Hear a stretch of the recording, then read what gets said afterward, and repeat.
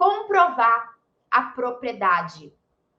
Muitos, e a gente vai falar sobre isso daqui a pouquinho, muitos imóveis não têm a documentação que comprovam propriedade. Então, vamos lá. Vou trazer um caso prático aqui para você conseguir viver junto comigo e entender. Vamos supor que eu tenha uma casa, 3 quartos, 120 metros quadrados, 2 vagas de garagem, uma casa térrea e um bairro popular. Uma casa boa. Avalio que essa casa vale aí 450 mil reais e eu percebo, assistindo o jornal, vendo as matérias, acompanhando a atualidade, eu percebo que é muito mais lucrativo eu vender esse imóvel no cenário atual do que continuar cobrando aluguel. E aí eu vou lá e anuncio num portal de vendas de imóveis essa minha casa. Outras pessoas que precisam vir para o interior, elas venderam as casas delas em outro lugar, na grande cidade, por exemplo, ou elas deixaram de pagar aluguel e elas vão vir para o interior e vão querer comprar a minha casa. Nisso eu vou começar a receber propostas.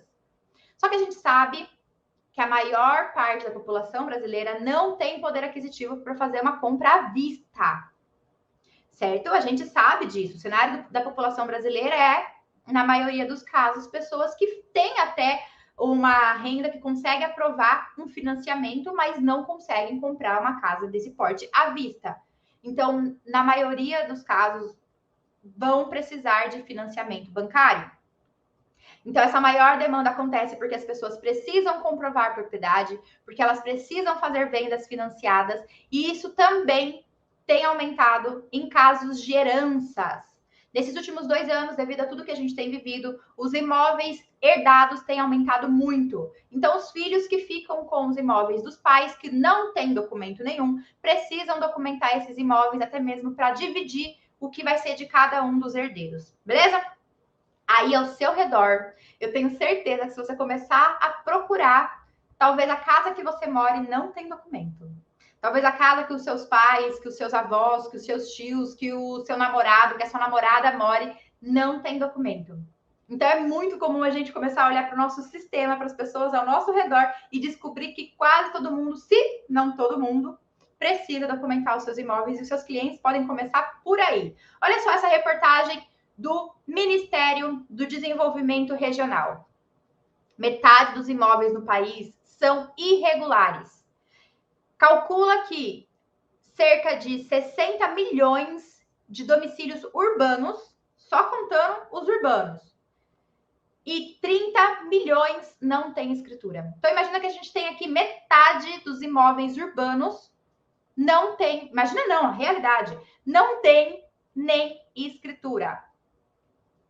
Se não tem escritura, consequentemente, não tem matrícula. Qual é o documento que comprova a propriedade? Matrícula.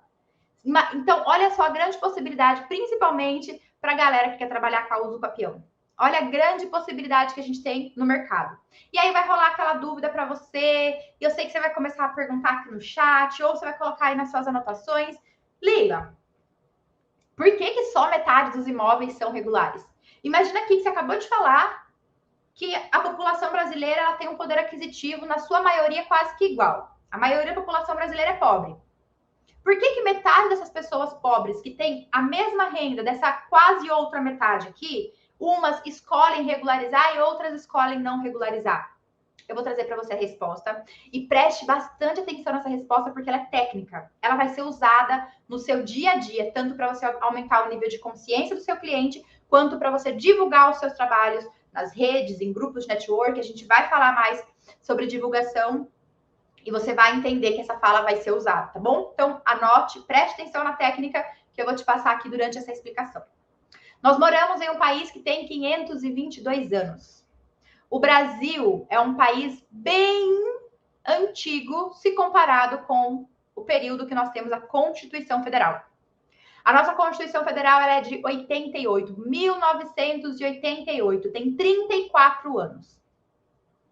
Lá em 88, quando foi feita a Constituição Federal, foi determinado que deveriam existir em algumas cidades o plano diretor.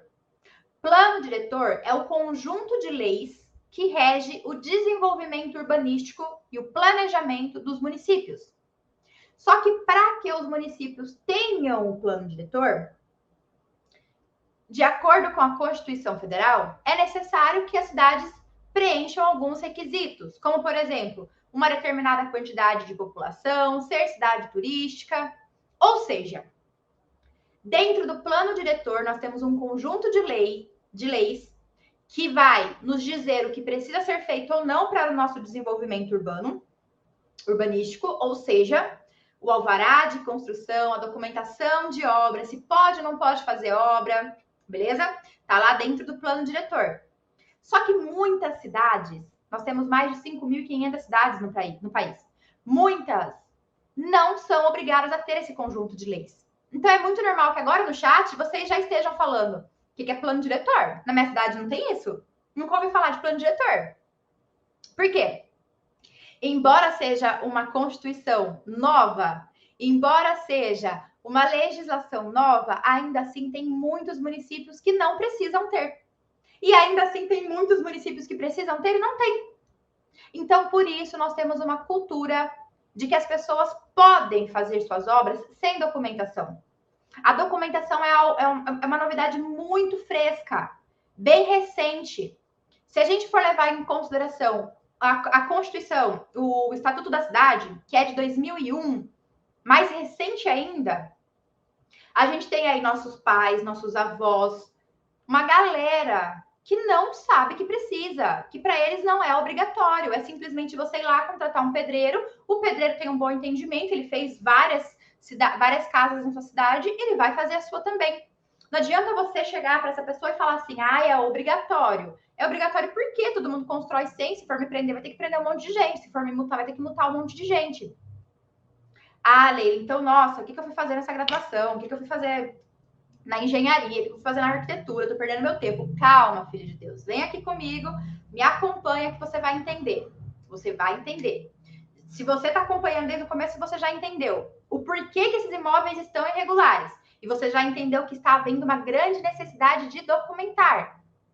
E aí a gente tem o quê? Grande parte dos profissionais não estão acostumados a documentar imóveis. Grande parte dos profissionais já formados, que possuem a tal autoridade que a gente julga ter, sabe aqueles velhos de mercado que a gente tem nas nossas cidades? Eles não estão acostumados a documentar. Eles estão acostumados a falar para o cliente que realmente não precisa. Porque a cultura,